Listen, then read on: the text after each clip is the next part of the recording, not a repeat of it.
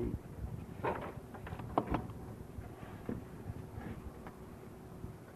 ان اللہ بے شک اللہ تعالی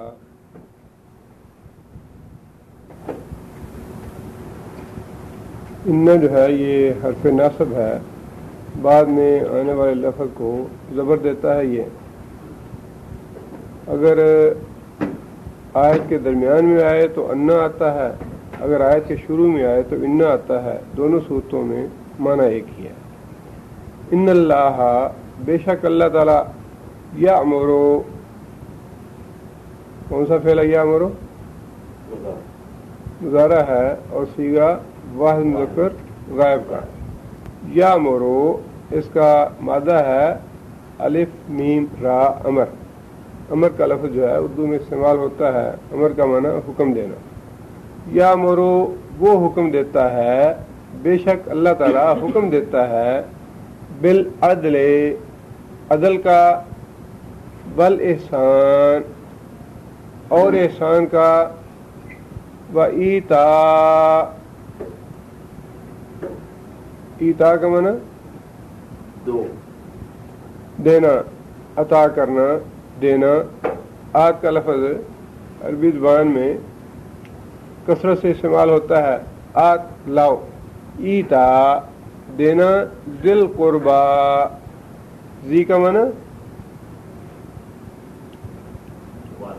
والا، ذو کا معنی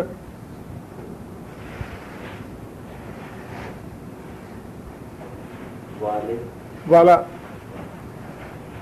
ذو، ذی، ذا، تینوں کا معنی ایک ہی ہے. ذل جلال بھی استعمال ہوا ہے قرآن مجید میں، ذل جلال بھی استعمال ہوا ہے، اور ذا کا معنی بھی والا.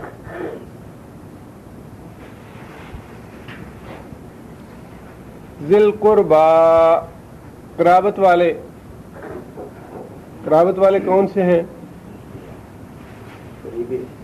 یہ رشتہ دار جن سے قریبی تعلق ہے. اس آیت میں یا آیت کے پہلے حصے میں اللہ تعالیٰ نے تین باتوں کا حکم دیا ہے کہ یہ کام کرو. اس میں پہلا کام یہ ہے عدل. یہ اس سے پہلے رکوع جو تھا یا اس سے پہلے جو آیات تھیں وہ خالص توحید کے اسباب کے لیے اللہ تعالیٰ نے دلائل دیے، اور اس کے بعد کافروں کو اس بات پہ متنبہ کیا کہ اگر تم اللہ تعالیٰ کی توحید پہ ایمان نہیں لاؤ گے، توحید کا اقرار نہیں کرو گے تو تمہارا انجام کیا ہوگا. اس وضاحت کے بعد اللہ تعالیٰ انسانی معاشرے کی اصلاح کے لیے کچھ احکام فرما رہے ہیں، جن میں تین باتیں ایسی ہیں جنہیں کرنے کا حکم دیا گیا ہے، اور تین باتیں ایسی ہیں جن سے اللہ تعالیٰ نے منع فرمایا ہے. ان تین باتوں میں سے پہلی بات یہ ہے کہ تم لوگوں کے ساتھ عدل سے کام کرو. عدل کا معنی کیا ہے؟ انصاف کا مادہ کیا ہے؟ نون صاد فا. نصف کا معنی آدھا. اس کا مطلب یہ ہے کہ عدل کا معنی انصاف صحیح نہیں ہے. عدل جو ہے یہ عربی کا لفظ ہے، اور انصاف جو ہے یہ اردو کا لفظ ہے. ویسے نصف عربی میں بھی استعمال ہوتا ہے، لیکن نصف کا معنی ہے آدھا آدھا کر دینا. یہیں سے بعض لوگوں نے عدل سے مراد یہ لے لیا کہ مساوات ہونی چاہیے معاشرے میں. اگر دو آدمیوں کے درمیان عدل کو نصف معنی اس کا لیا جائے، عدل کا معنی یہ ہے کہ دو آدمیوں کے درمیان حصہ جو ہے وہ نصف تقسیم ہو. اس کا مطلب یہ ہوا کہ دو آدمیوں کے درمیان مساوی تقسیم ہونی چاہیے. اب اس مساوی تقسیم سے بعض الفاظ جو ہیں ہمارے اردو میں اس طرح سے مستعمل ہوتے ہیں کہ ان کا نتیجہ جو ہے وہ صحیح نہیں ہے.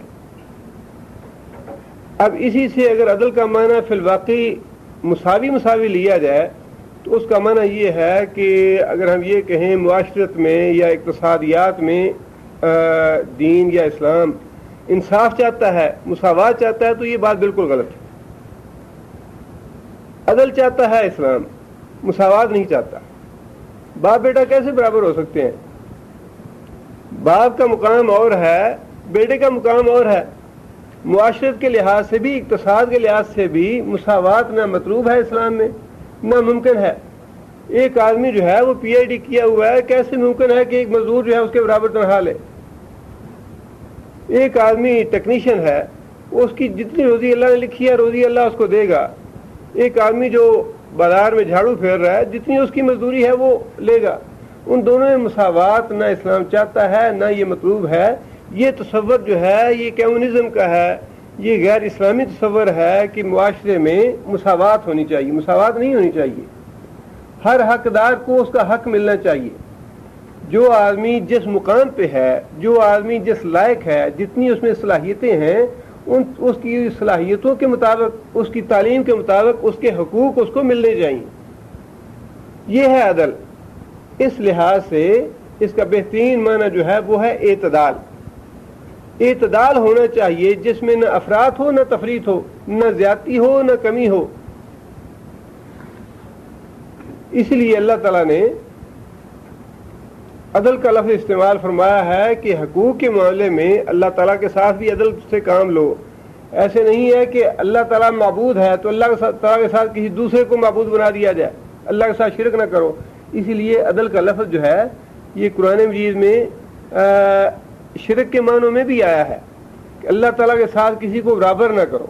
اللہ تعالیٰ کا جو حق ہے وہ صرف اللہ کو ملنا چاہیے، اللہ کے علاوہ کسی دوسرے کو اس کے ساتھ معبود نہ بناؤ۔ اسی طرح جو والد کا حق ہے وہ اس کا پورا حق ادا کیا جائے گا تو وہ اس میں عدل ہے۔ ماں کا حق پورا ادا کیا جائے گا تو وہ عدل ہے۔ استاد کا پورا حق ادا کیا جائے گا وہ عدل ہے۔ لیکن یہ نہیں ہو سکتا، یا نہ یہ اسلام چاہتا ہے کہ شاگرد اور استاد جو ہے وہ ایک دوسرے کا دامن پکڑ لیں اور ایک دوسرے کے برابر ہے، وہ بھی انسان ہے وہ بھی انسان ہے، ایسے نہیں ہے۔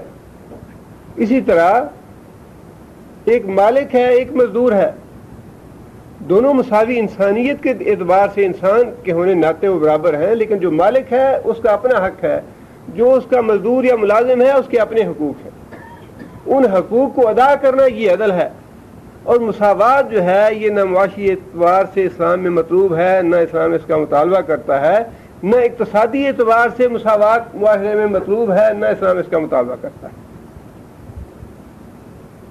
یہ دونوں ہی بنیادی طور پہ غیر اسلامی نظریے ہیں جو کبھی اسلامی سوشلزم کے نام سے، کبھی کمیونزم کے نام سے، کبھی سوشلزم کے نام سے مختلف گمراہ لوگ جو ہیں امتوں کو یا لوگوں کو یا مسلمانوں کو گمراہ کرنے کے لیے پھیلاتے رہے ہیں، اور یہ عرب میں بھی ہے، عجم میں بھی ہے، ہر جگہ پہ یہ نظریہ ہے، لیکن یہ غیر اسلامی ہے۔ اسلامی جو حکم ہے یا اللہ کا جو حکم ہے یا جو اسلام چاہتا ہے وہ یہ ہے کہ معاشرے میں ہر طرح سے عدل ہو، ہر ایک کے حقوق اس کے مقام کے اعتبار سے، اس کے مرتبے کے اعتبار سے اس کو ملنے چاہیے۔ کسی کی حق تلفی نہ ہونا یہ عدل ہے، کسی کی بھی حق تلفی نہ ہونا یہ عدل ہے، اور اس کا اللہ نے حکم دیا ہے۔ اور دوسری بات کا جو اللہ نے حکم دیا ہے وہ یہ ہے والاحسان، احسان کرو۔ احسان جو ہے یہ عدل سے ایک قدم آگے کا درجہ ہے۔ عدل تو یہ ہے کہ ایک آدمی کے ساتھ آپ نے مزدوری طے کی، بھئی تم پورا دن کام کرو میں تمہیں 100 ریال دوں گا۔ مزدور کا عدل یہ ہے کہ جتنا کام اس سے مطالبہ کیا گیا ہے، جتنا اس سے معاہدہ طے ہوا ہے وہ پورا اس کام کو مکمل کرے، اس میں کوئی کمی نہ کرے۔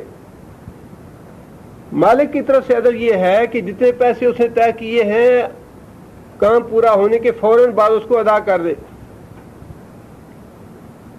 احسان یہ ہے کہ مزدوری 100 ریال طے کی اور آدمی کام ختم ہونے پہ خوش ہو جائے کہ بھئی تم نے بڑا اچھا کام کیا، سارا کام ٹھیک طریقے سے کر دیا، 100 کی بجائے میں تمہیں 110 ریال دے دیتا ہوں۔ یہ ہے احسان۔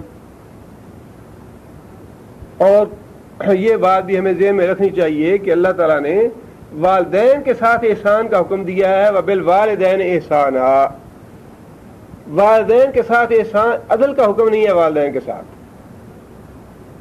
ये जितनी वालिदैन ने तुम पे मेहरबानियां की हैं, वालिदैन ने जितने एहसानात तुम पे किए हैं, अगर उतने ही तुम भी करो वालिदैन के साथ फिर तो अदल हुआ। लेकिन इस्लाम ने जो मुतालबा किया है वालिदैन के लिए वो ये है कि अदल से बढ़ के एहसान करो उनके साथ। चे जाए कि इंसान अपने वालिदैन के साथ अदल भी नहीं कर सकता। वालिदैन के हकूक इतने ज्यादा हैं औलाद पे कि इंसान अदल भी करना चाहे वालिदैन के साथ तो इंसान अदल भी नहीं कर सकता। वालिदैन के हकूक जो है वो कभी अदा नहीं हो सकते। इतने एहसानात हैं वालिदैन के कि अल्लाह ताला ने वालिदैन जो बच्चे पे मेहनत करते हैं, जो उसकी परवरिश करते हैं, उसको रब का लफ्ज उसके लिए इस्तेमाल फरमाया। वालिदैन अपनी औलाद के लिए जो परवरिश करते हैं, जो उसकी तरबियत करते हैं, जो उसको खिला पिला के बड़ा करते हैं, उसके लिए अल्लाह ताला ने रब का लफ्ज इस्तेमाल फरमाया है। रब का मतलब है पालने वाला। रब्बिरहमहुमा कमा रब्बयानी सगीरा, या अल्लाह तू मेरे वालिदैन पे उसी तरह रहम फरमाया, कमा रब्बयानी, जिस तरह उन्होंने मेरे साथ रब का सलूक किया, जिस तरह उन्होंने मेरे साथ परवरिश करने का सलूक किया, बेहतरीन मेरी परवरिश की, या अल्लाह तू भी उसी तरह से उन पर रहम फरमा। वालिदैन की जो ये रबूबियत है इसका औलाद हक अदा नहीं कर सकती।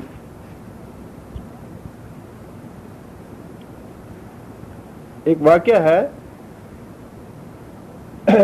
मुझे मालूम नहीं कि हदीस सही है या ज़ईफ़ है, लेकिन हदीस की किताबों में लिखा है कि एक आदमी यमन से अपनी वालदा को, बूढ़ी वालदा को अपने कंधों पे उठा के लाया पैदल और तवाफ करवाया बैतुल्लाह शरीफ का अपने कंधों पे उठा के।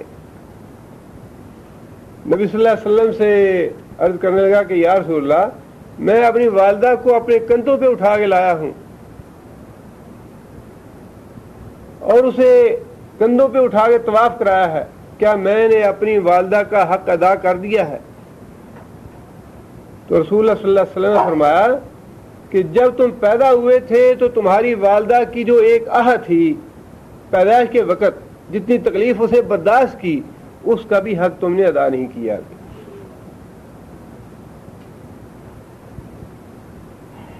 और फिर वालदा का हक जो है वो इस्लाम ने 3 दर्जे ज्यादा रखा है बाप से। सहाबी ने पूछा, या रसूलल्लाह, मेरे हुस्न सलूक का हकदार कौन है? फरमाया तेरी माँ। या रसूलल्लाह, फिर कौन मेरे हुस्न सलूक का हकदार है? फरमाया तेरी माँ। फिर पूछा, या रसूलल्लाह, फिर कौन? फरमाया तेरी माँ। चौथी मरतबा फरमाया कि तेरा बाप। इससे आप अंदाज लगा लीजिए कि वालिदैन के हकूक कितने हैं, और वालिदैन के साथ अल्लाह ताला ने एहसान का हुक्म दिया है, अदल का हुक्म नहीं दिया। मखलूक में से एहसान के साथ एहसान का हुक्म अल्लाह ने किसी को नहीं दिया, स्वाय वालिदैन के।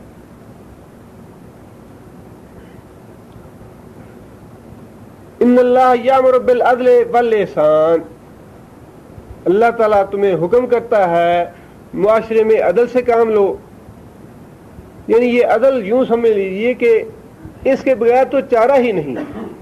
अदल जो है इसके बगैर तो चारा ही नहीं कि इंसान बीवी से भी अदल करे, बेटे से भी अदल करे, बाप से भी अदल करे, माँ से भी अदल करे, हमसाया से भी अदल करे, दोस्त अहबाब से भी अदल करे, जहाँ नौकरी करता है अपने काम से भी अदल करे।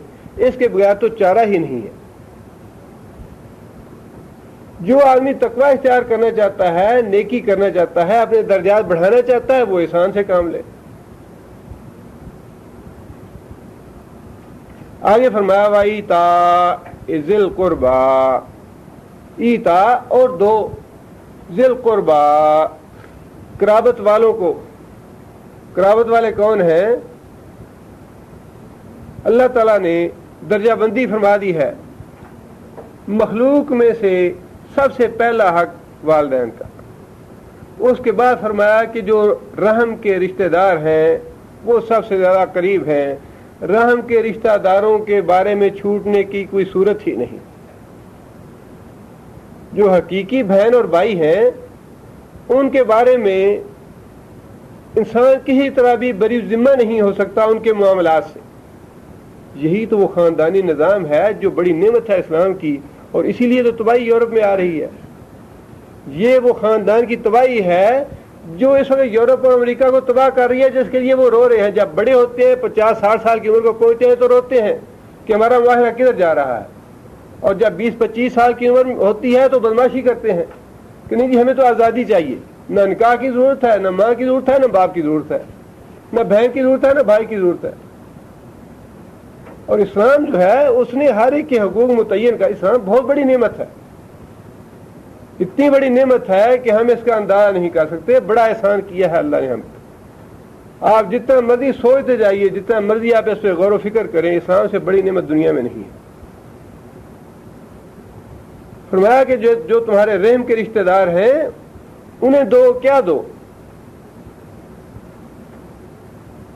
یہاں اللہ تعالیٰ نے صرف اتنا فرمایا ایتا, دو انہیں. دوسری جگہ پہ اللہ تعالیٰ نے فرمایا حق کا ہو, ان کا حق دو انہیں. حق کیا ہے ان کا؟ حق یہ ہے کہ اگر آپ کا بھائی غریب ہے, مالی معاونت کی ضرورت ہے, اللہ نے تمہیں فراخ دیا ہے تو بھائی کی مالی معاونت کرو. بہن غریب ہے اس سے تعاون کرو. اگر بھائی بیمار ہو گیا ہے تو اس کا حق یہ ہے اس کی تیمارداری کرو. اگر اس کا کوئی خسارہ ہو گیا ہے تو اس کے خسارے میں اس کی مدد کرو. اگر کوئی اور تکلیف یا مصیبت آ گئی ہے, پریشانی آ گئی ہے, اس تکلیف اور مصیبت میں اس کے ساتھ تعاون کرو, اس کی مدد کرو. اور یہ اس پہ احسان نہیں بلکہ یہ حکم ہے اللہ کا کہ یہ حقوق ہے تمہارے رشتہ داروں کے, یہ ادا کرنے ہیں. اگر ادا نہیں کرو گے تو قیامت کے دن اس کے بارے میں سوال ہوگا. قیامت کے دن ان چیزوں کے بارے میں گرفت ہوگی کہ تم نے یہ کام کیوں نہ کیا. یہ قرابت, اور پھر قرابت داروں میں جیسے جیسے زیادہ قریب ہیں ویسے ویسے حقوق زیادہ ہیں, اور جیسے جیسے دور ہوتے جائیں گے ویسے ویسے حقوق جو ہیں وہ کم ہوتے جائیں گے.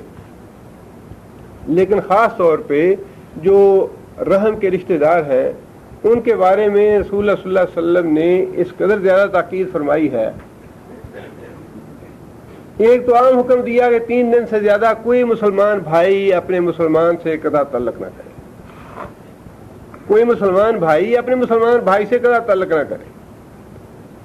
اور رحم کے رشتہ داروں کے بارے میں تو نبی صلی اللہ علیہ وسلم نے فرمایا کہ جو آدمی 1 سال تک اپنے رحم کے رشتہ دار کو چھوڑ دیتا ہے,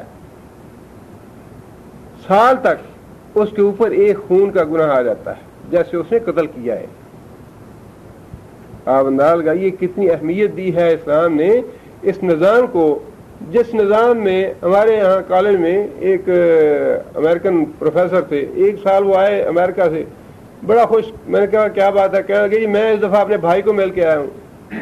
میں نے کہا یہ اس میں کون سی تجزیہ والی بات ہے؟ کہتا ہے 30 سال بعد ملا. بھائی بھی امریکہ میں ہے, خود بھی امریکہ میں ہوں, 30 سال کے بعد ملاقات ہوئی ہے.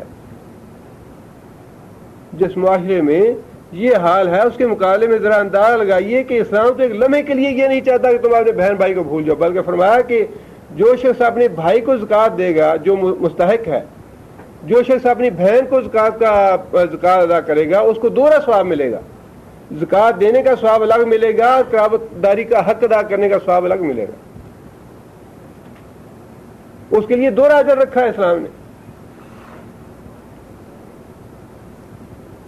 3 باتوں کا, اور یہ چیزیں وہ ہیں کہ اگر ان پہ فی الواقع کوئی آدمی عمل کرتا ہے, اللہ اور اللہ کے رسول کی اطاعت کرتا ہے, تو آپ انداز لگائیے کہ اس کے نتیجے میں اس خاندان میں یا اس گھر میں یا اس پورے معاشرے میں کتنی محبت پیدا ہوگی, کتنا خلوص اور ہمدردی ہوگا, کتنی ایک دوسرے کے لیے وفاداری کا اور اثار کا اور قربانی کا جذبہ پیدا ہوگا.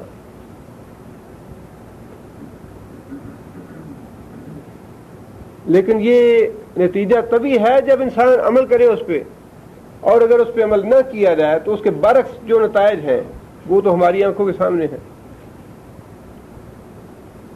آگے اللہ فرماتے ہیں کہ ینہا, اور وہ منع کرتا ہے یہ یہاں پہ بڑے معروف الفاظ ہیں، امر بالمعروف نہی عن المنکر، یہاں پہ باقاعدہ محکمہ بھی ہے امر بالمعروف اور نہی عن المنکر کا۔ ینہا کون سا فعل ہے؟ مضارع ہے، بعض مذکر غائب کا صیغہ ہے۔ ینہا وہ منع کرتا ہے، یعنی اللہ تعالیٰ وہ منع کرتا ہے عن الفحشاء،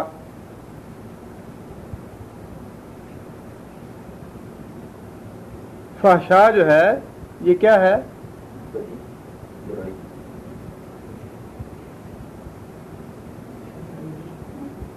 یہ اس میں تفضیل ہے فحش کا۔ فحش کا معنی بے حیائی، قولی ہو یا فعلی ہو، انسان زبان سے کوئی بے حیائی کی بات نکالے یا عملاً کوئی ایسا کام کرے، وہ دونوں فحش میں آتے ہیں۔ فحش سے فحشاء،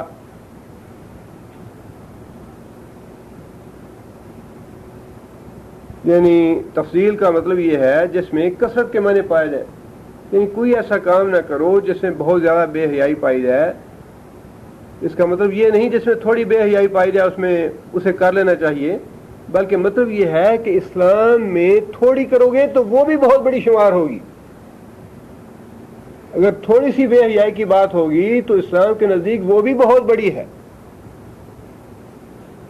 فرمایا کہ کوئی ایسا قول یا ایسا فعل تم سے سرزد نہیں ہونا چاہیے جس سے معاشرے میں بے حیائی پھیلے اور اس میں اس کی جتنی بھی قسمیں ہو سکتی ہیں، جتنی بھی صورتیں ہیں، وہ ساری کی ساری فحشاء میں،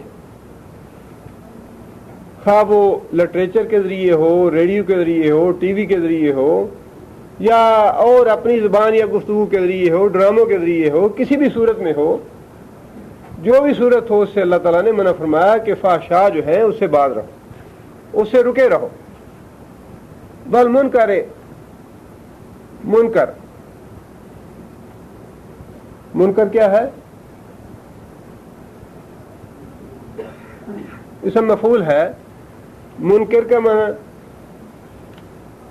اسم فاعل ہوگا، انکار کرنے والا، اور منکر جس چیز کا انکار کیا گیا، یعنی جس چیز کو طبیعت جو ہے انکار کر دے ایکسیپٹ کرنے سے۔ ایک شریف آدمی، قلب سلیم رکھنے والا آدمی، نیک اور متقی اور پرہیزگار آدمی جس چیز کو قبول کرنے سے انکار کر دے کہ بھئی یہ کام میں نہیں کر سکتا۔ مثال کے طور پہ کسی کا نک نام ہے کالیا،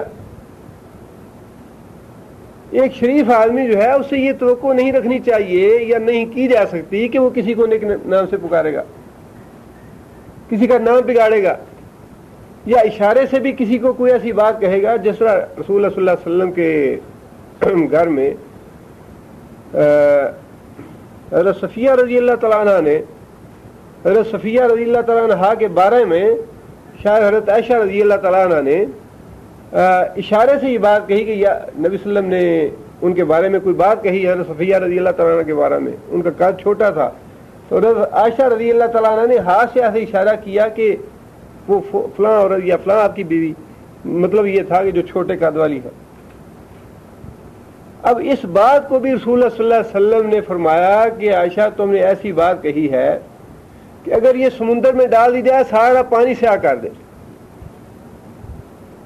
حالانکہ بات کتنی ہے کہ بات انہوں نے نام لینا پسند نہ کیا یا نام نہ لیا، اشارے سے کہہ دیا کہ وہ چھوٹے قد والی ہے، اس کی بات کر رہے ہیں آپ، لیکن نبی صلی اللہ علیہ وسلم نے اس کو بھی منکر میں شمار کیا کہ تم نے ایسی بات کیوں کہی ہے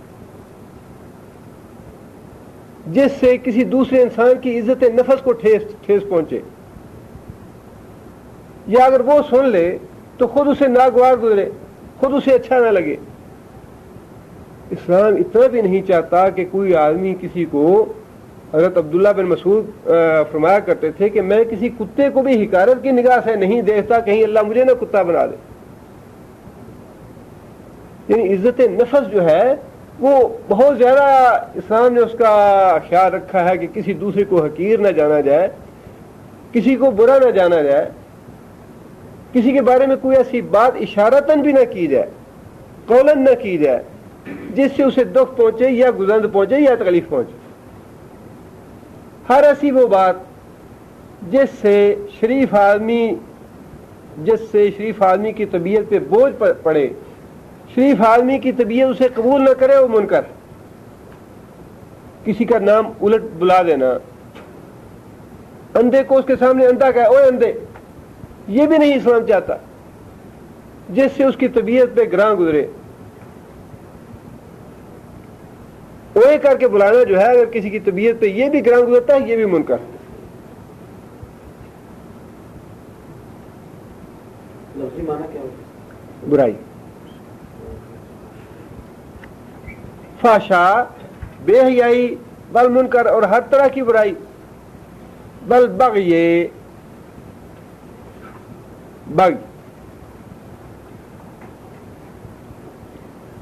اردو میں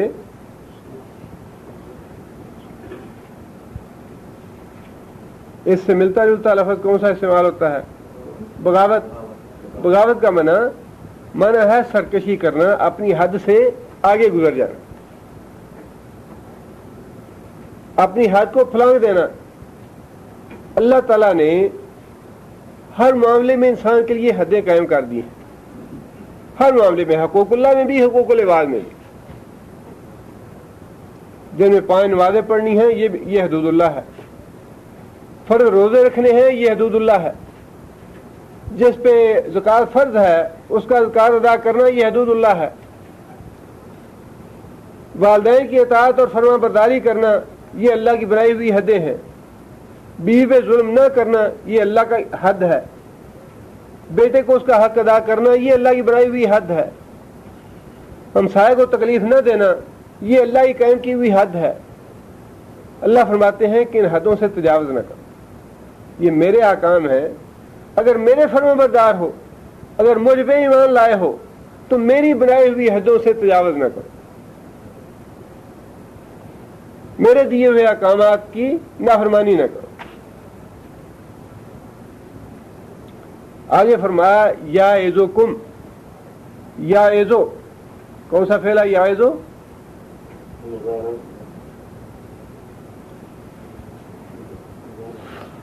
واحد مذکر غائب کا صیغہ ہے۔ یعظو وہ واعظ کرتا ہے، وہ نصیحت کرتا ہے، کم تم کو، کون کرتا ہے؟ اللہ تعالیٰ۔ اللہ تعالیٰ تم کو نصیحت کرتا ہے ان ساری باتوں کی کہ یہ 3 کام کرو، یہ 3 کام نہ کرو۔ لعلکم، تاکہ تم لوگ، لعل شاید کہ، تاکہ تم لوگ تذکرون، کون سا فعل ہے تذکرون؟ مضارع ہے، جمع مذکر حاضر کا صیغہ ہے۔ تذکرون، تم لوگ نصیحت حاصل کرو، تاکہ تم لوگ نصیحت حاصل کرو، ان چیزوں کو قبول کر لو۔ اللہ نے جن باتوں کا حکم دیا ہے ان پہ عمل کرو، جن سے روکا ہے ان سے باز آ جاؤ، اور معاشرہ جو ہے وہ امن و سلامتی کا ضامن بن جائے۔ معاشرے میں ہر طرف خیر اور بھلائی جو ہے وہ پھیل جائے۔ آگے بڑے اہم احکام دیے ہیں اللہ تعالیٰ نے، جن کی عموماً ہم پرواہ نہیں کرتے، اور اللہ تعالیٰ نے چھوٹی چھوٹی باتیں، انسان کے چھوٹے چھوٹے بیماریاں اور مرضیں جو ہیں ان کی نشاندہی کر کے ان کے بارے میں احکام دیے ہیں۔ وَأَوْفُوا، اوفو کون سا فعل ہے؟ امر ہے۔ کون سا لفظ یہ ہے اس کا؟ وفا۔ وفا کا معنی عہد وفا کرنا، وعدہ وفا کرنا۔ اوفو، اور وفا کرو، پورا کرو، بعہد اللہ، عہد کا معنی وعدہ، اللہ کے ساتھ پورا کرو، اللہ کے ساتھ وعدہ۔ اذا، جب، آہدتم، آہدتم کون سا فعل ہے؟ آہدتم ماضی ہے، جب مذکر حاضر کا صیغہ ہے۔ آہدتم، جب تم نے وعدہ کر لیا، جب تم نے اللہ سے کوئی وعدہ کر لیا تو اس وعدے کو پورا کرو. اللہ سے وعدے کا مطلب کیا ہے؟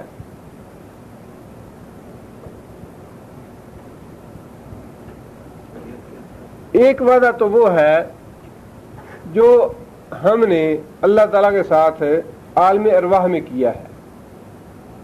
جب ہم پیدا نہیں ہوئے تھے ساری روحیں اللہ تعالیٰ کے پاس تھیں تو اللہ تعالیٰ نے روحوں کو مخاطب کر کے یہ بات پوچھی, یہ وعدہ لیا, الستو بربکم, کیا میں تمہارا رب نہیں ہوں؟ ساری روحوں نے جواب دیا بلا یا اللہ کیوں نہیں, تو ہمارا رب ہے. ایک وعدہ تو یہ ہے جو ہر اس دنیا میں آنے والے انسان نے اللہ تعالیٰ سے عالم ارواح میں کیا ہے. اللہ تعالیٰ کا مطالبہ یہ ہے کہ جو تم نے وعدہ کیا تھا عالم ارواح میں اس وعدے کو یاد رکھو, اسے پورا کرو, مجھے اپنا رب مانو, میری بندگی کرو, میری اتباع اور میری فرما برداری کرو. اور پھر دوسرا سب سے بڑا وعدہ یہ ہے کہ جب ایک آدمی اس بات کا اقرار کر لیتا ہے لا الہ الا اللہ محمد رسول اللہ, اللہ کے سوا کوئی الہ نہیں, تو یہ گویا اس وعدے کے اوپر دوسرا وعدہ آ جاتا ہے کہ یا اللہ تیرے علاوہ ہم کسی کو اپنا الہ نہیں بنائیں گے, تیرے علاوہ کسی کو اپنا حاجت روا یا مشکل کشا نہیں سمجھیں گے, تیرے علاوہ نہ کسی کے لیے سجدہ ہے, نہ رکوع ہے, نہ نظر ہے, نہ نیاز ہے, نہ منت ہے, نہ سماجت ہے. یا اللہ جو ہے وہ تیرے ساتھ ہی ہے, تو ہی ہمارا مشکل کشا ہے, تو ہمارا حاجت روا ہے, تو ہمارا الہ ہے, تیرے علاوہ اور کوئی نہیں. اور یہ عہد کرنے کے بعد پھر ہر طرح کی اطاعت, فرما برداری اور اللہ تعالیٰ کے احکامات کو پورا کرنا, یہ سارا کے سارا اللہ کے ساتھ کیے ہوئے وعدے ہیں جن کا اللہ مطالبہ کر رہا ہے کہ جب اللہ سے تم نے ایک وعدہ کر لیا یا تو کلمہ نہ پڑھو, اگر اللہ سے وعدہ نہیں پورا کرنا چاہتے تو کلمہ نہ پڑھو, اسلام کے دائرے سے نکل جاؤ, جو مرضی کرتے رہو. لیکن جب ایک دفعہ کلمہ پڑھ لیا, لا الہ الا اللہ کہہ لیا, تو گویا اللہ سے پکا وعدہ کر لیا کہ یا اللہ ہم تیرے ہی بندے ہیں, تیری ہی بات کریں گے, تیری اطاعت و فرما برداری کریں گے. تو اللہ فرماتا ہے کہ جب وعدہ پورا کر لیا اللہ سے تو پھر اس وعدے کو وفا کرو, اسے پورا کرو.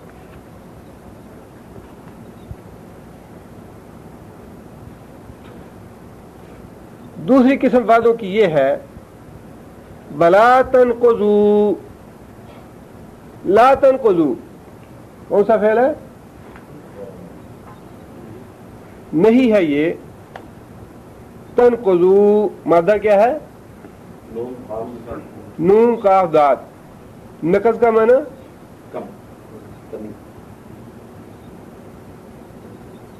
اردو میں اکثر یہ لفظ استعمال ہوتا ہے نقض امن.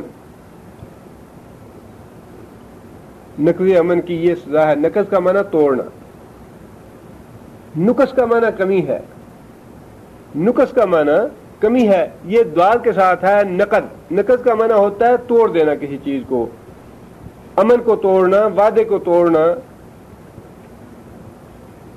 فرمایا کہ لا تنقضوا, نہ توڑو ایمان. ایمان کا معنی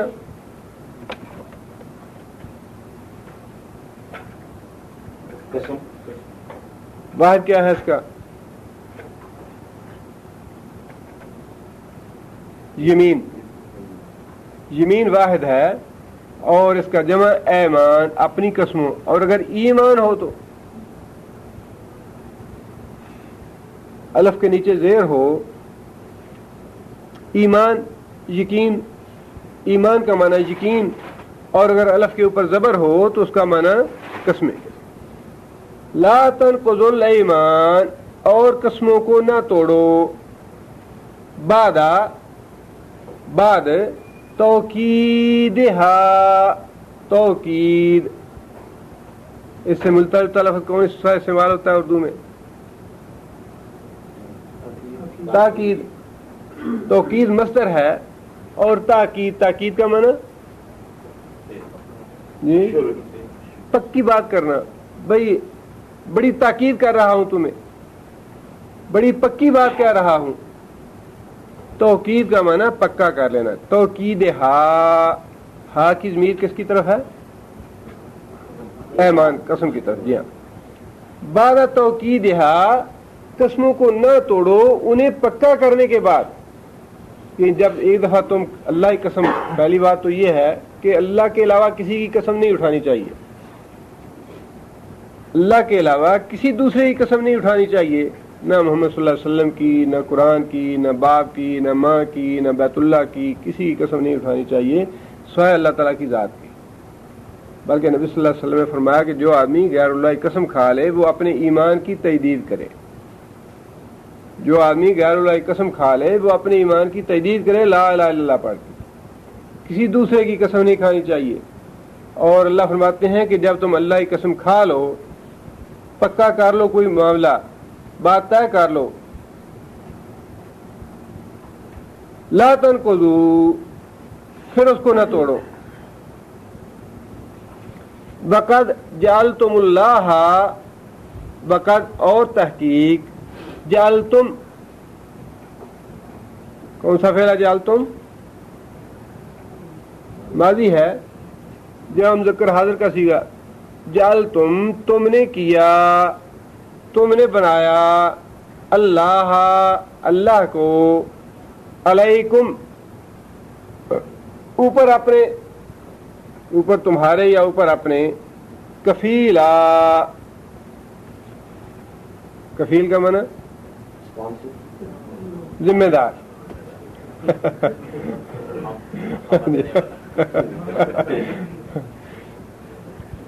فقد جعلتم اللہ، جب اللہ تم اللہ کو تم نے اپنا ذمہ دار بنا لیا.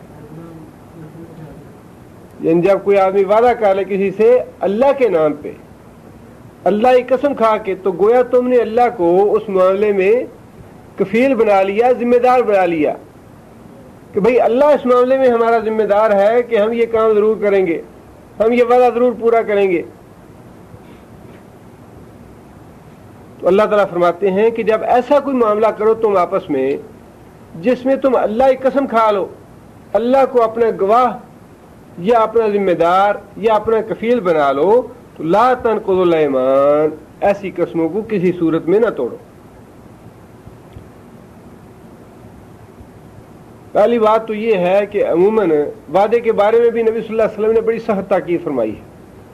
بغیر قسم کے وعدہ کرنا، اس کی بھی اتنی اہمیت ہے کہ اللہ تعالیٰ نے یہ بات ارشاد فرمائی ہے کہ ان العہد کان مسئولا،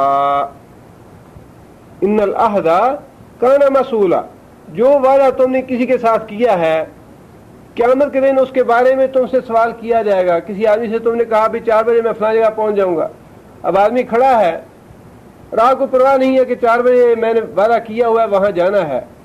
اس عہد کے بارے میں بھی اللہ تعالیٰ پوچھیں گے.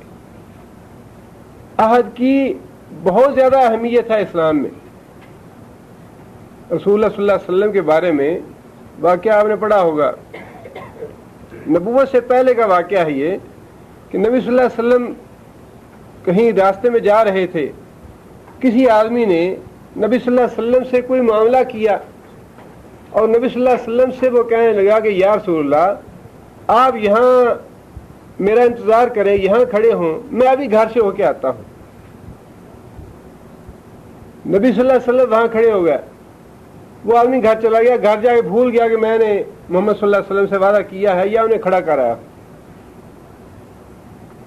یہ آپ اندازہ کر سکتے ہیں کہ رسول اکرم صلی اللہ علیہ وسلم 3 دن اور 3 راتیں وہاں کھڑے رہے. اس آدمی کو یاد آیا، وہ وہاں گیا، وہ نبی صلی اللہ علیہ وسلم بھی تک وہیں کھڑے تھے.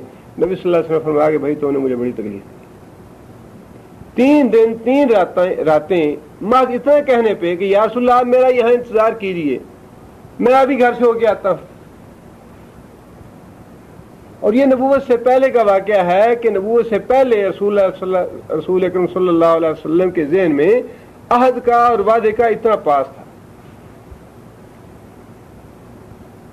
آج تو تجارت کے معاملے میں کیا، گھر بار کے معاملے میں کیا، آپس میں کیا، بزنس کیا یا نوکری کا معاملہ کیا، ہر معاملے میں عہد کا یا وعدے کا کوئی پاس رہا ہی نہیں. ایک ایسے جس طرح روٹین کی بات ہو جاتی ہے نا، اس طرح انسان جو ہے وہ زبان سے باہر نکال لیتے ہیں، اس کے بعد اس کا کوئی خیال ہی نہیں رہتا۔ حالانکہ یہ بہت بڑی بات ہے عاقبت میں جواب دہی کے اعتبار سے کہ ان العہد کان مسئولا، ہر عہد جو ہے وہ اللہ تعالیٰ اس کے بارے میں پوچھے، اور عہد کی خلاف ورزی کرنا اس کے بارے میں نبی صلی اللہ علیہ وسلم نے فرمایا کہ قیامت کے دن ہر آدمی کی پشت پہ ایک جھنڈا گاڑا جائے گا، جس سے ساری مخلوق دیکھے گی، سارے لوگ دیکھیں گے کہ فلاں آدمی نے اپنے عہد کی خلاف ورزی کی، یا فلاں آدمی نے کسی کو دھوکہ دیا، کسی سے فریب کیا۔ اس لیے اللہ تعالیٰ نے بڑی تاکید فرمائی ہے اس بات کی کہ لا تنقضوا الایمان، نہ توڑو اپنی قسموں کو بعد توکیدہا، انہیں پکا کرنے کے بعد، وقد جعلتم اللہ علیکم کفیلا، جب کہ تم اپنی اس عہد پہ اللہ کو گواہ بنا چکے ہو، کفیل بنا چکے ہو، ذمہ دار بنا چکے ہو۔ ان اللہ، بے شک اللہ تعالیٰ، یعلم، جانتا ہے، ما تفعلون، ما یہاں پہ کون سا ہے؟ موصولہ ہے، ما جو کہ تفعلون تم لوگ کرتے ہو، جو کام تم کرتے ہو اللہ تعالیٰ اسے اچھی طرح جانتا ہے۔ یعنی یہ عموماً ہم بات اکثر سن بھی لیتے ہیں، پڑھ بھی لیتے ہیں، لیکن ایک کان سے سنتے ہیں دوسرے سے نکال دیتے ہیں کہ اللہ تعالیٰ سب کچھ جانتا ہے۔ اگر انسان کا صرف اسی پہ ایمان ہو اور انسان کے ذہن میں یہ بات رہے کہ اللہ تعالیٰ جانتا ہے جو میں کر رہا ہوں یا جو کہہ رہا ہوں، تو انسان کی بڑی حد تک اصلاح ہو جائے، بہت سے گناہ انسان کے ترک ہوئے۔ آگے اللہ تعالیٰ نے وعدہ توڑنے والوں کے لیے ایک مثال دی ہے، وعدے کا پاس نہ کرنے والوں کے بارے میں مثال اللہ تعالیٰ نے دی ہے۔ مکے میں ایک دیوانی اور پاگل عورت تھی، جس کا کام یہ تھا کہ وہ سارا دن بیٹھ کے سود کاٹتی رہتی، اور شام کے وقت اسی سود کو لے کے توڑ پھوڑ دیتی، ضائع کر دیتی۔ اللہ تعالیٰ نے اس عورت کی یہاں مثال دی ہے کہ جو آدمی وعدہ کرتا ہے اور اس کے بعد وعدے کو توڑ دیتا ہے، گویا وہ سارا اپنا کیا کرایہ غارت کر دیتا ہے، اس کا اعتماد ختم ہو گیا، اس کی ممکن ہے کہ نیکیاں ضائع ہو جائے اس کی وجہ سے جو عہد کیا۔ اب جس نوعیت کا عہد ہے اسی نوعیت کا نقصان ہوگا اس کا۔ اللہ فرماتے ہیں لا تکونوا ولا تکونوا، اور نہ ہو جاؤ، ولا تکونوا اور نہ ہو جاؤ، کلتی، اللتی کیا ہے؟ اسم موصولہ ہے مؤنث کے لیے، مذکر کے لیے اللذی، اور تسنیہ کے لیے اللذان، جمع کے لیے اللذین، مؤنث کے لیے تسنیہ کیا ہوگا؟ اللتان، اور جمع کے لیے اللذین، اللذین اللاتی دونوں استعمال ہوتے ہیں۔ ولا تکونوا اور نہ ہو جاؤ، کلتی اس عورت کی طرح، نقضت، کون سا فعل نقضت؟ ماضی ہے، واحد مؤنث غائب کا صیغہ ہے، نقضت، یہ پہلے لفظ استعمال ہوا، نقضوا وہی لفظ ہے، نقضت، جس نے، نقضت جو توڑتی ہے یا جس نے توڑا، اس عورت کی طرح نہ ہو جاؤ جس نے توڑا، غزلہا، غزل، غزل کا معنی سود، ہا کی ضمیر جو ہے اللتی کے لیے، عورت کے لیے، غزلہا اپنا سود، من بعد اس کے بعد، قوتاً کہ اس نے اس پہ قوت صرف کی،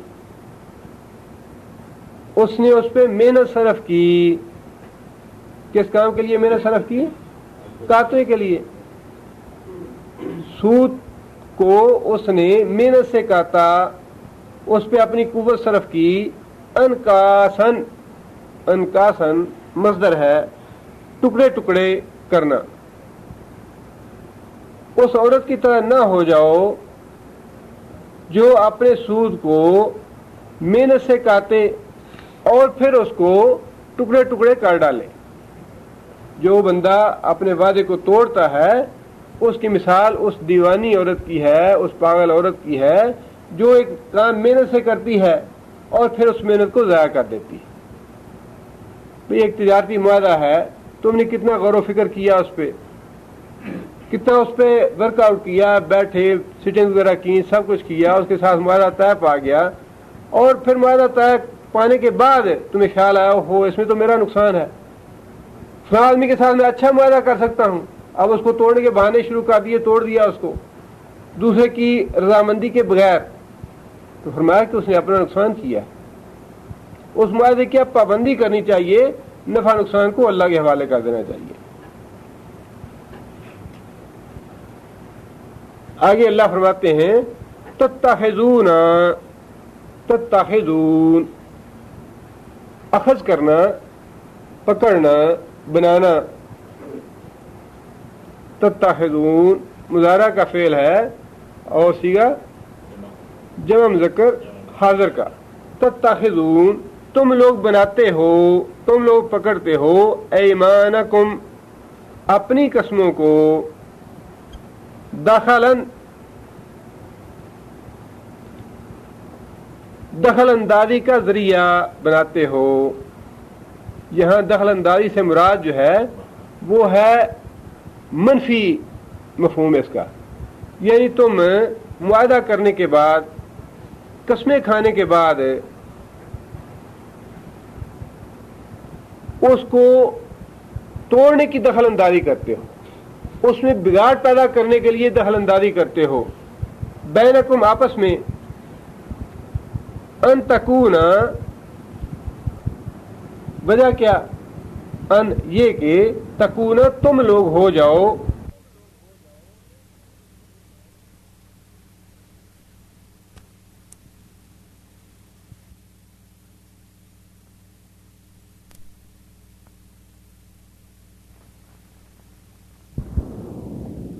ربا کسے کہتے ہیں؟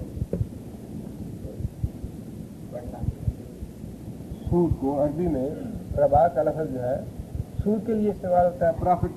ویسے عام معنوں میں انٹرسٹ, پرافٹ, فائدہ, لفظ یہ وہی ہے, لیکن یہ تفضیل ہے, اسم تفضیل ہے جس میں کثرت کا مفہوم پایا جاتا ہے. اربا,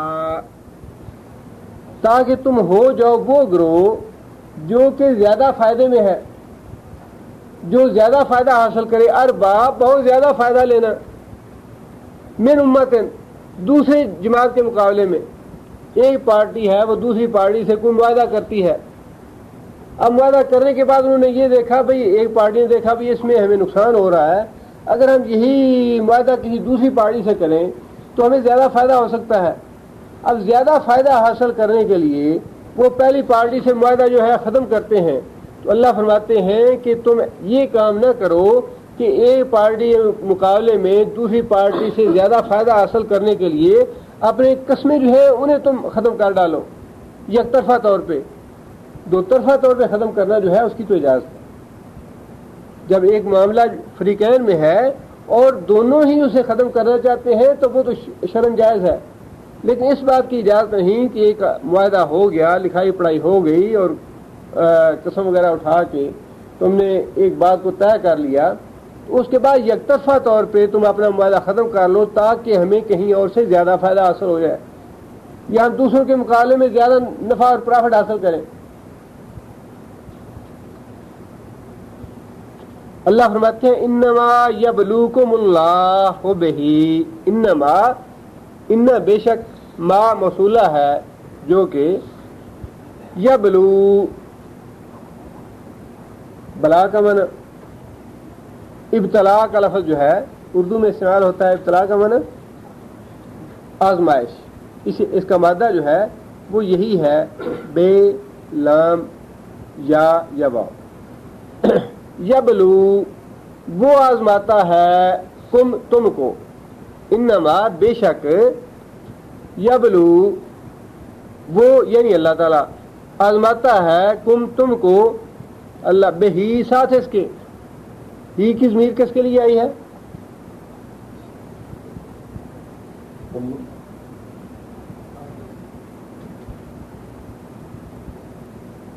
ایمان عہد کے ذریعے, ان وعدوں کے ذریعے جو تم ایک دوسرے کے ساتھ کرتے ہو تمہاری آزمائش کرتا ہے اللہ تعالیٰ.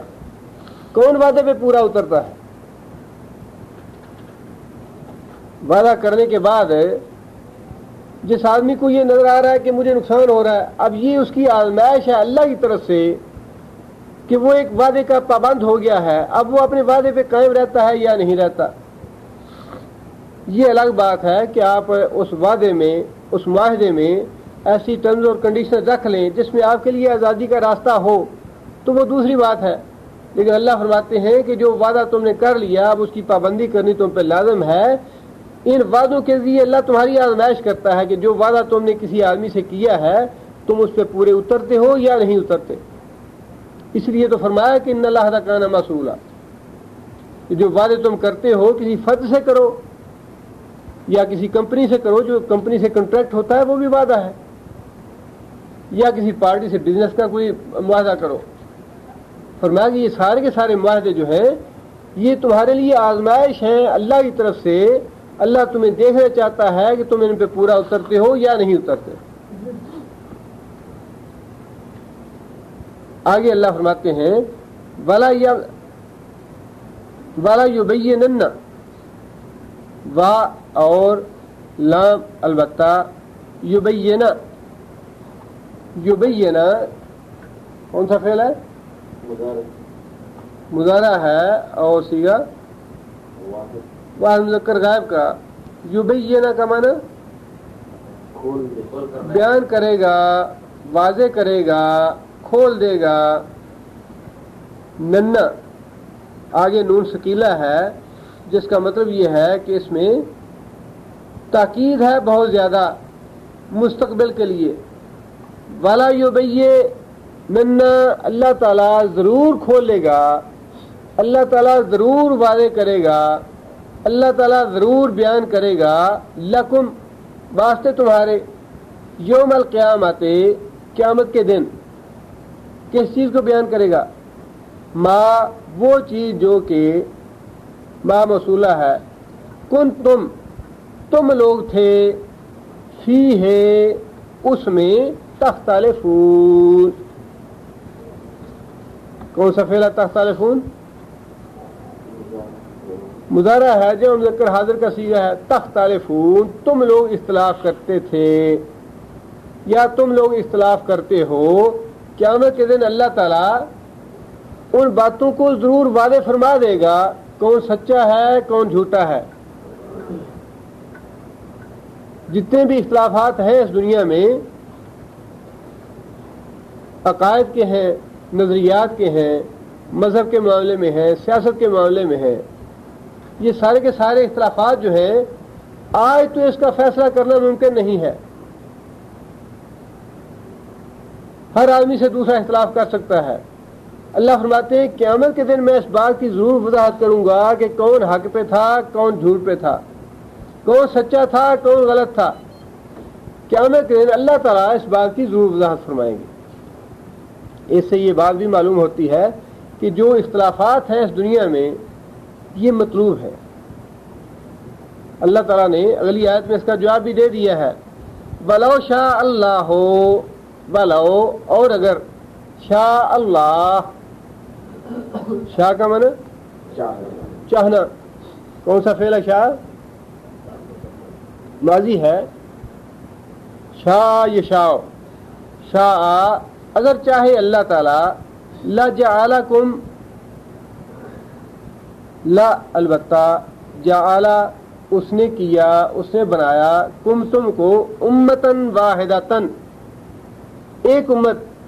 اگر اللہ تعالیٰ کو یہ مطلوب ہوتا کہ سارے کے سارے لوگ ایک ہی امت بن جائے، ایک ہی جماعت بن جائے، ایک ہی گروہ بن جائے، ان میں اختلاف نہ ہو، اختلاف ان کے ختم ہو جائے، اگر اللہ تعالیٰ کو یہ بات مطلوب ہوتی، اگر اللہ تعالیٰ یہ چیز چاہتے تو اللہ تعالیٰ یہ کام خود بھی کر سکتا تھا. ولیکن اور لیکن، یذلو وہ گمراہ کرتا ہے، من یشاء جسے مناسب سمجھتا ہے. یذلو وہ گمراہ کرتا ہے یعنی اللہ تعالیٰ، من یشاء جسے چاہتا ہے، جسے مناسب سمجھتا ہے. وَيَهْدِي اور وہ ہدایت دیتا ہے، سیدھے راستے پہ لگاتا ہے، مَن یشاء جسے چاہتا ہے. یعنی اللہ تعالیٰ کو اگر یہ بات مطلوب ہوتی کہ سارے کے سارے لوگ ایک ہی طریقے پہ چلیں اور ان میں اختلافات نہ ہوں تو اللہ تعالیٰ یہ کر سکتا تھا. اللہ تعالیٰ کے لیے یہ مشکل نہیں تھا. اللہ تعالیٰ سارے لوگوں کے ذہن ایک جیسے بنایا تھا جیسے اللہ تعالیٰ نے فرشتوں کو بنایا ہے. فرشتے جو ہیں وہ اللہ تعالیٰ کی اطاعت اور فرمانبرداری کے علاوہ کچھ سوچ ہی نہیں سکتے، کچھ کر ہی نہیں سکتے. اب وہ مخلوق تو اللہ تعالیٰ نے پیدا کر ہی دی جو ایک ہی امت ہے، ایک ہی فکر ہے، ایک ہی عقیدہ ہے، ایک ہی سوچ ہے، کوئی اختلاف ہے ہی نہیں ان میں. بندوں کو تو اللہ تعالیٰ نے پیدا ہی اس لیے کیا کہ ان کو میں اختیار دے دوں، جو ہدایت پہ جانا چاہے وہ ہدایت پہ چلے، جو گمراہی پہ جانا چاہتا ہے گمراہی پہ چلے. اپنا اختیار استعمال کریں لوگ، اپنی عقل استعمال کریں لوگ. اور یہ جو اللہ تعالیٰ نے بادشاہ ہماری یضل من یشاء، جسے چاہتا ہے وہ گمراہ کرتا ہے، جسے چاہتا ہے وہ ہدایت دیتا ہے. اس کا مطلب تو صرف اتنا ہے کہ جو آدمی گمراہی پہ چلنا چاہتا ہے اللہ تعالیٰ اسے گمراہ کرتا ہے، جو آدمی ہدایت پہ چلنا چاہتا ہے اللہ تعالیٰ اسے ہدایت کی طرف لے جاتا ہے. باقی جتنی بھی قرآن مجید کی آیات ہیں انہیں سامنے رکھ کے مفہوم اور متعین کیا جاتا ہے. والذین جاہدوا فینا لنہدینہم سبلنا، والذین جاہدوا فینا جو لوگ ہماری طرف آنے کے لیے جہاد کریں گے، کوشش کریں گے، لنہدینہم ہم انہیں ضرور ہدایت کا راستہ دیں گے. جو لوگ ہماری طرف آنے کے لیے کوشش کریں گے. ایک آدمی ساری رات پڑا رہتا ہے بستر پہ، اور یہ اللہ کو منظور ہوگا تو نماز پڑھ لیں گے. یہ اللہ کو کیا ضرورت پڑی ہے تمہاری نماز کی؟ ساری عمر نہ پڑھو، اللہ کو کیا حاجت ہے تمہاری نماز کی؟ اللہ تو نماز کی توفیق اسے دے گا جو صبح فجر کے وقت الارم لگا کے سوئے گا کہ میں نے صبح کی نماز پڑھنی ہے، اٹھنا ہے، میں نے جاگنا ہے، وضو کرنا ہے میں نے. اور جس نے یہی کہنا جی اللہ کو منظور ہوگا تو کر لیں گے، اللہ کو کیا ضرورت ہے پڑھی تمہاری نماز کی یا حج کی یا روزے کی؟ نہیں کرتا جو آدمی ایک دفعہ نہیں کرتا 100 دفعہ نہ کرے. نبی صلی اللہ علیہ وسلم نے ایک حدیث میں یہ بات ارشاد فرمائی کہ اگر ساری کی ساری دنیا، ساری کی ساری مخلوق اتنے زیادہ متقی بن جائیں جتنا تم میں سے کوئی ایک بہت زیادہ متقی ہو سکتا ہے، انسانوں میں سے جتنا کوئی آدمی زیادہ سے زیادہ متقی بن سکتا ہے، اگر ساری مخلوق اتنی ہی متقی بن جائے تو اللہ تعالیٰ کی سلطنت میں ذرہ برابر کا اضافہ نہیں کریں گے.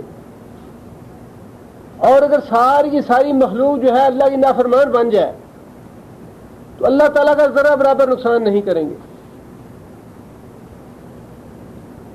لہذا اس آیت کا یہ مفہوم لینا جی ٹھیک ہے اللہ نے گمراہ کر دیا یا اللہ نے ہدایت دی تو ہم نے کیا کرنا ہے پھر، یہ تو محض بے عملی کا اور فرار کا راستہ ہے. بے عملی کا اور فرار کا راستہ ہے. یہ اللہ نے تو صاف فرمایا ہے کہ جو آدمی ہماری طرف آنے کی کوشش کرے گا ہم اسے ضرور سیدھا راستہ دکھائیں گے. اور یہ بات بالکل سچ ہے کہ جو آدمی اسلام کی طرف آنا چاہتا ہے، نیکی کی طرف آنا چاہتا ہے، اللہ فرماتے ہیں کہ آدمی میری طرف ایک قدم آتا ہے میں اس کی طرف 2 قدم آتا ہوں. جو آدمی چل کے آتا ہے میں دوڑ کے آتا ہوں. اور اس بات کو آپ آزما لیجیے کہ آپ نیکی کی طرف 1 قدم چل کے جائیں گے، اللہ تعالیٰ فی الواقعی بھاگ کے آپ کی طرف آئیں گے اور آپ کو پکڑ لیں گے. جو آدمی گمراہی سے بچنا چاہتا ہے اللہ تعالیٰ اسے ضرور بچاتے ہیں. اور جو آدمی یہ کہ سود کھاتی ہے ساری دنیا کھا رہی ہے پاکستان میں، ہم کیا کریں؟ تجارت میں پیسہ لگائیں گے سارا ڈوب جائے گا، ساری دنیا کھا رہی ہے ہم بھی کھاتے ہیں. جس نے یہ راستہ اختیار کرنا ہے اللہ فرماتے ہیں کہ میں اس کو اسی راستے پہ لگا دیتا ہوں. ٹھیک ہے جاؤ تم جہنم میں. جو جہنم میں خود جانا ہی چاہتا ہے اللہ کو کیا ضرورت پڑی ہے اللہ اسے بچائے جہنم سے. جس نے اپنا معیار زندگی یہ بنا لیا جی میں تو 50,000 مہینے کی طرح آمدنی کے بغیر گزارا نہیں کر سکتا، معیار پورا نہیں ہوتا. ٹھیک ہے رشوت کھاتا ہے، حرام کھاتا ہے، کھاتا رہے. اللہ کیا پڑی ہے کہ وہ اس کو ضرور بچائے رشوت سے. لہذا اللہ فرماتا ہے کہ یضل من یشاء جو گمراہی کے راستے پہ چلنا چاہتا ہے اللہ اسے چلاتا ہے گمراہی کے راستے پہ. اور جو ہدایت کے راستے پہ آنا چاہتا ہے اللہ اسے ہدایت کے راستے پہ چلاتا ہے. لہذا یہ اختلاف جو ہے دنیا میں رہے گا. جس نے گمراہی کا راستہ اختیار کیا وہ گمراہی کی طرف جا رہا ہے, اسے ہدایت والا اچھا نہیں لگتا. نمازیوں میں بے نمازی آدمی آگے بیٹھ جائے, بے نمازی جو ہے وہ بڑی جلدی اتار جی میں چلتا ہوں یہاں سے. بے نمازیوں میں نمازی آدمی چلا جائے گا, وہ وہاں نہیں بیٹھ سکے گا. یہ اختلاف جو ہے یہ تو رہنے ہیں دنیا میں اور یہ مطلوب ہے. اللہ تعالیٰ نے یہ نظام اور یہ کائنات بنائی ہی اسی مقصد کے لیے ہے کہ انسان آدم علیہ السلام سے خطا ہوئی, اللہ نے بھیج دیا, ٹھیک ہے تم اس لائق نہیں تھے کہ تم جنت میں بغیر اعمال کے رہتے, لہذا میں تمہیں موقع دیتا ہوں اعمال کا, دنیا میں جاؤ, جو اچھے عمل کرے گا وہ اپنی جگہ پہ واپس آ جائے گا, اپنے اصلی وطن میں پہنچ جائے گا, اور جو میری نافرمانی کرے گا, نیک عمل نہیں کرے گا, وہ اپنی سزا بھوگ لے گا.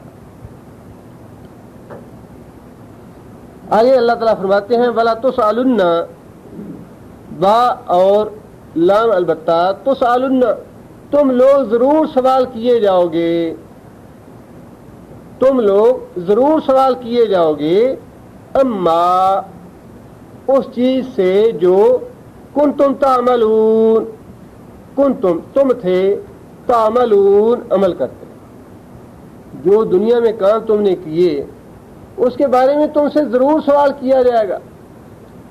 ایسا نہیں ہوگا جی حضرت صاحب کے ہاتھ میں ہاتھ دے دیا سیدھے ہی جنت میں لے جائیں گے, کوئی نہیں پوچھنے والا راستے میں.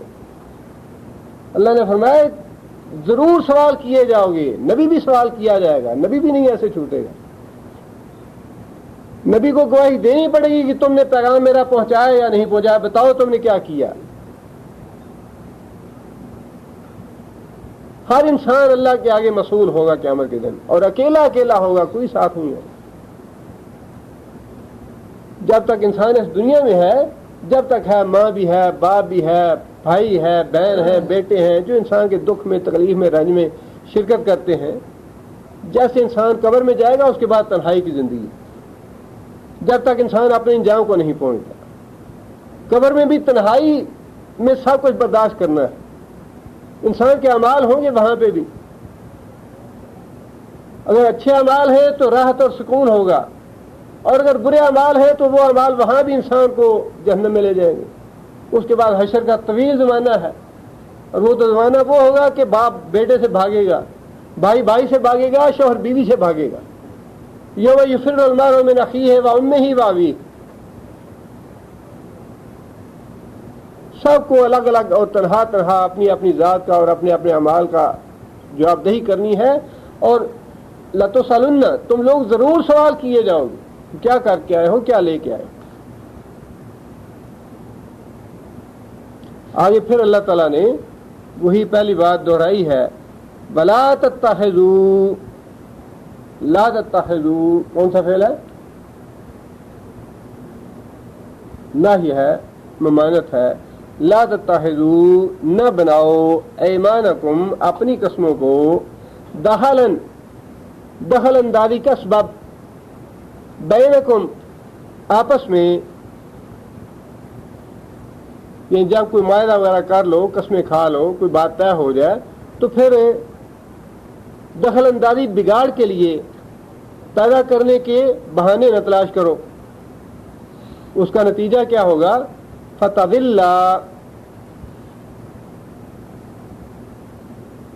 تضل کون سا فعل ہے؟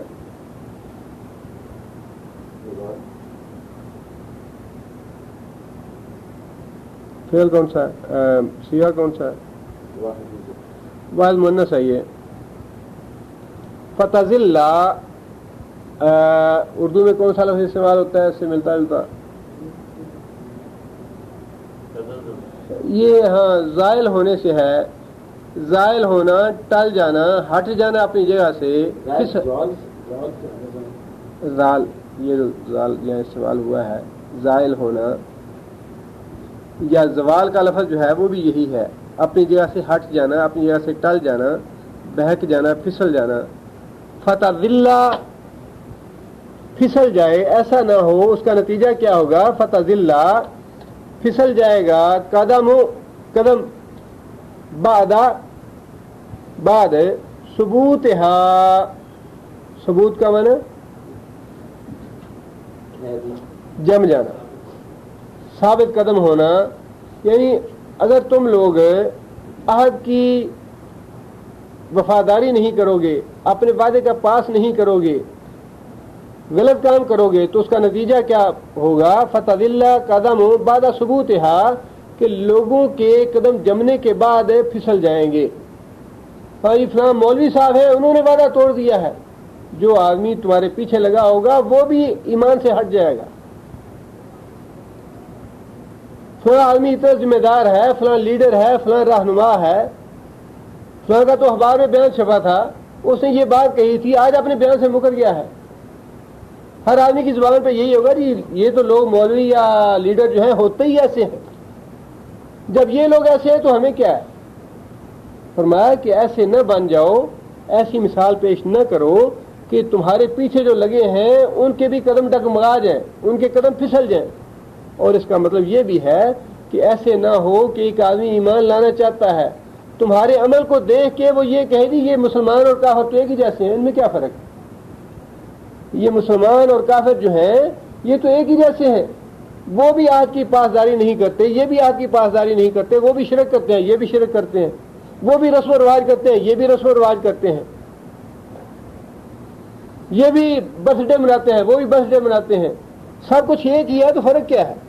फरमाया कि ऐसा ना हो कि एक आदमी ईमान लाना चाहे, इस्लाम का मुताला करे, इस्लाम की रग़बत पैदा हो उसके अंदर, लेकिन तुम्हारी बदअहदियां देख के वो पीछे हट जाए, ईमान ना लाए।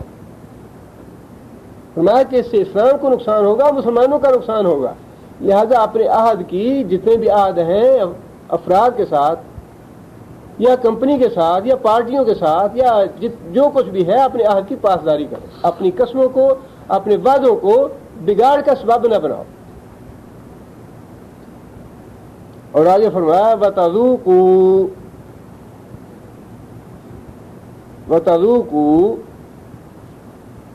मादा क्या है इसका?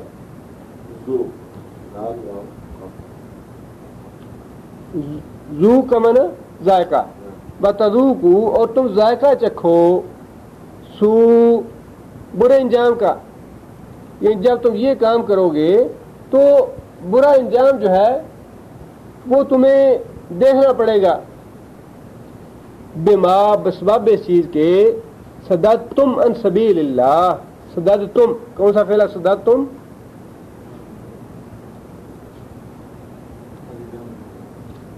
माजी है, जो मुज़क्कर हाजिर का सीगा है।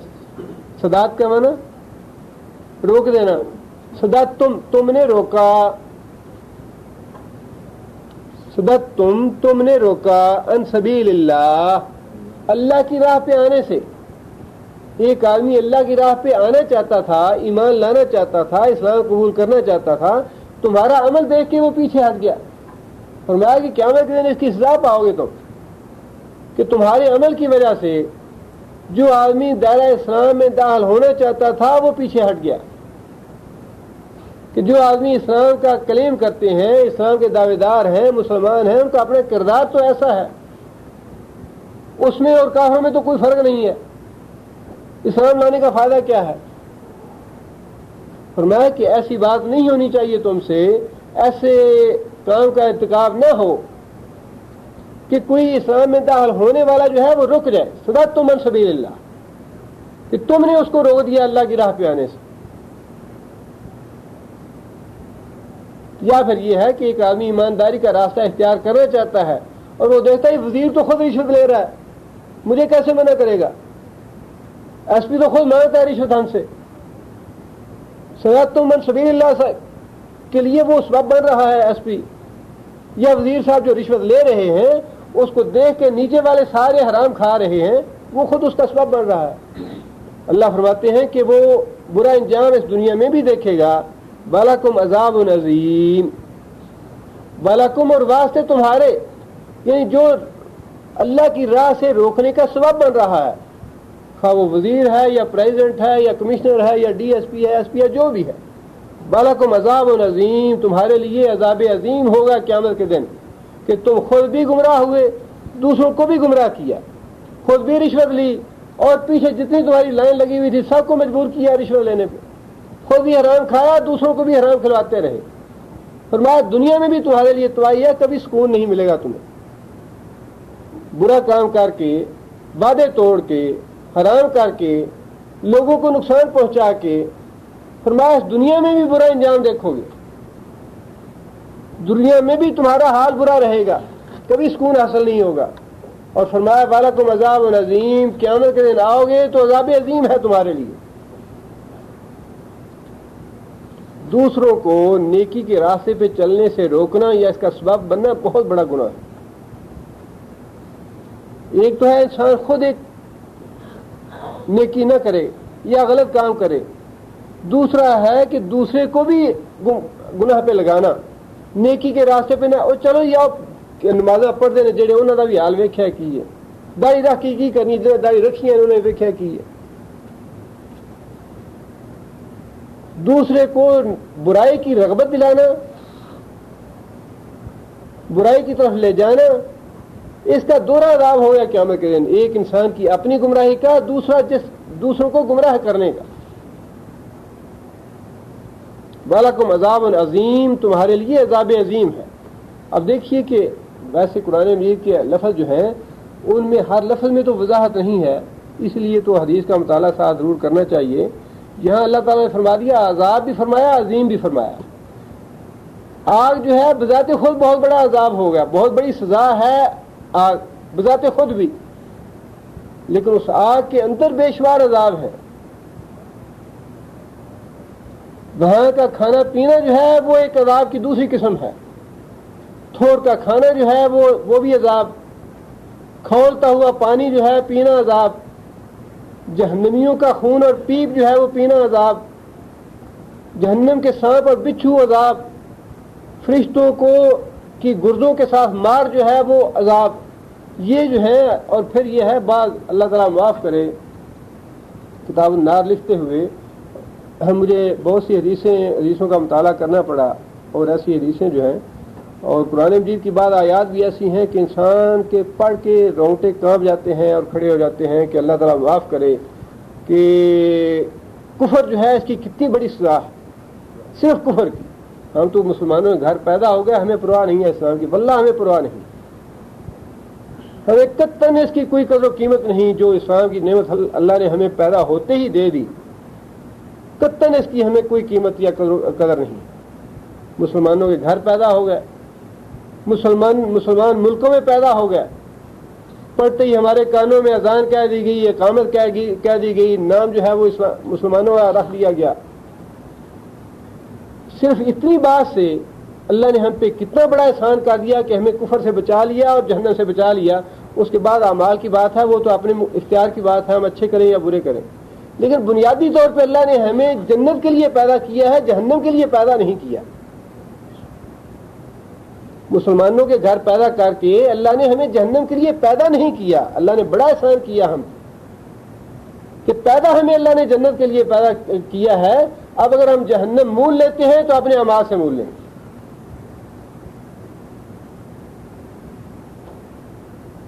جہنم سے پناہ مانگنی چاہیے اور اللہ تعالیٰ کا شکر ادا کرنا چاہیے کہ اللہ تعالیٰ نے ہمیں قرآن دیا, محمد صلی اللہ علیہ وسلم جیسا رسول دیا, اور مسلمانوں کے گھر پیدا کیا, اسلامی ملک میں پیدا کیا. بہت بڑی نعمت ہے یہ.